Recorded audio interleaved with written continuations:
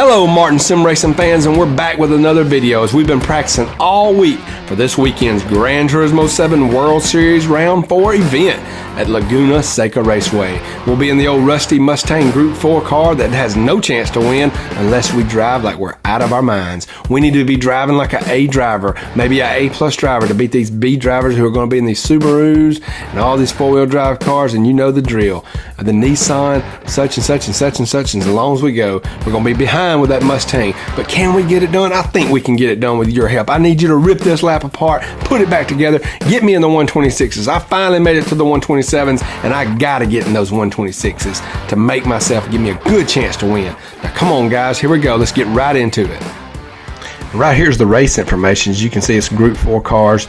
There is 1 times the tire wear, 1 times the fuel usage. You will be required to use hard tires, but you can use softs, so that's pretty good. Here's all the other information. There's a diagram of the track on the right. You can kind of see how it's laid out. The corkscrew is right over there on the right side. Let me point it out right here. There you go. That corkscrew is what this track is famous for. There's a big elevation change right there and a sharp turn left and then back to the right. So it's kind of tricky. When you get it right, you can really gain a lot of time on drivers who aren't getting it right. So it's a very important part of the track. It's a really fun track to drive. It's highly technical in my opinion, the way you have to maneuver around this track, and when you go off the track you're going to be in the sand. It's going to slow you down bad, so you want to try to keep it on the track if you can, but driving as fast as you can, especially during the qualifying, and just kind of keep it on the track and be quick during the race. So let's get right into this practice lap that I run. I was able to get a 127 and some change.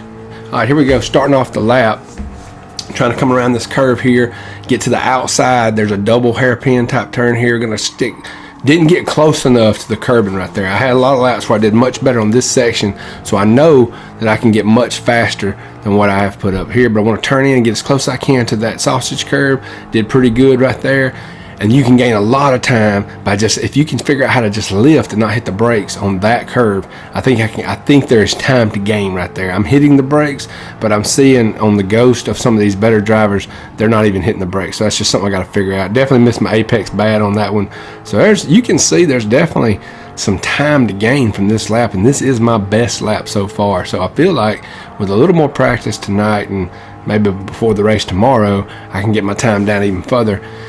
Maybe if I can get a win with this Mustang car, I'll be doing good. But you can see that here's the corkscrew right here. We're going to cut across just a little bit and then try to start the gas right there as we're going down the hill and get a run down the hill, gain some speed. I learned that, through practicing, that I wasn't doing that at first, and that helped me a lot. And then really get close to that sausage curb on that apex. Then you can really hammer it in right here and if you hit this curve right, and gain a lot of time. And you got a tight 90-degree left turn right here to come back to the home stretch. Maybe can gain a little time right there, although I think I done pretty good on that last one. So you're gonna have to just look at this in slow motion if you have to, whatever, and try to figure out where it is I can gain some time. Here's a view of the lap from just the perspective of a spectator, I guess you could say, not anywhere around the car, but you can see on some of these curves how close I'm getting to the sausage curves or how close I'm not getting. So I definitely think there's time to be gained right here, but this is my best lap. I think it was a 127.8.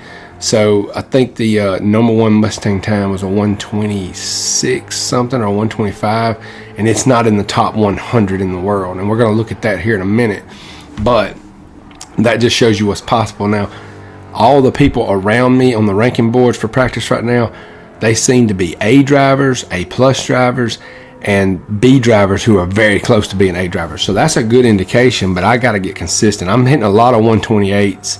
High 128s is very common for me if I run a lap. 129s is easy for me to get. So, that 127 is not a normal thing. I'm not able to reproduce that over and over again. I need to get more consistent with that. If I can get into the 127s, I feel very confident that I'll be starting in the top 3 or 4 in tomorrow's race.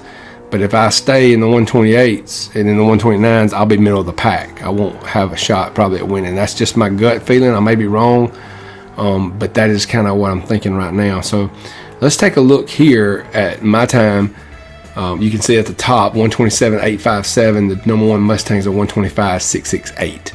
So he's like 2 point something seconds faster than me. So I should be able to get my time down to low 127s or into the 126s.